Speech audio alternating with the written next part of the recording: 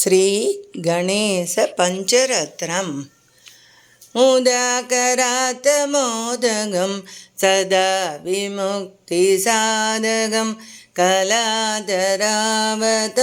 सगं विलासिलोकरक्षकम् अनायकैकनायकं विनाशिदेवदैत्यगं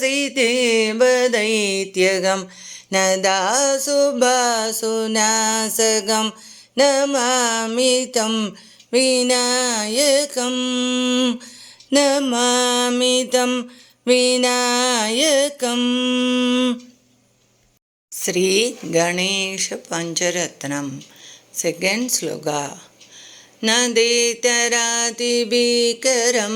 नवोदितार्कभास्वरं नमत्सुरारिनिञ्जरं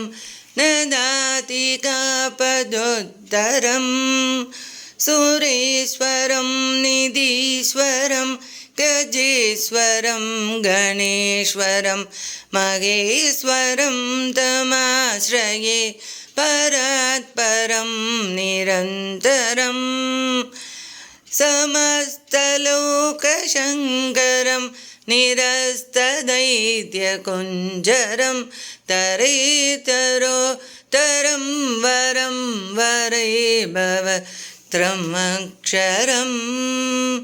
कृपाकरं क्षमाकरं मुदाकरं यशस्करं मनस्करं नमस्कृतां नमस्करोमि भास्वरं नमस्करोमि भास्वरम्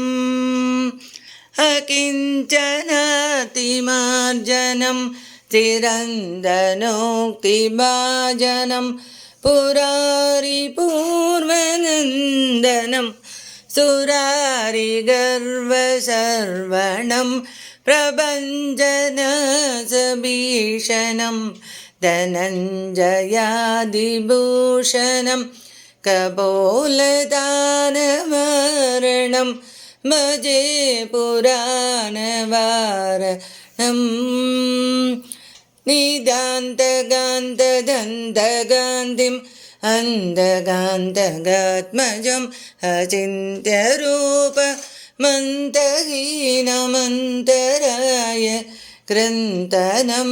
कृदन्तरे निरन्तरं वसन्तमेव योगिनां तमेकदन्तदेवतं विचिन्तयामि सन्ततं विचिन्तयामि सन्ततं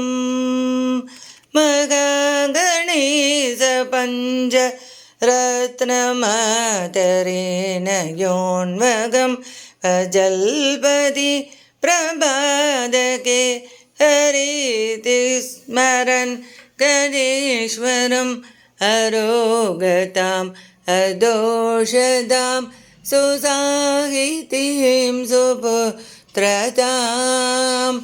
समाहित्वायुरष्टबुद्धिम् अप्युभैति सोऽसिरात्। जय गणेश जय गणेश जय गणेश पाहि मां जय गणेश जय गणेश जय गणेश रक्ष माम्। इति श्रीशङ्कराचार्य विरचितं श्रीमहागणेश पञ्चरत्नं सम्पूर्णम्।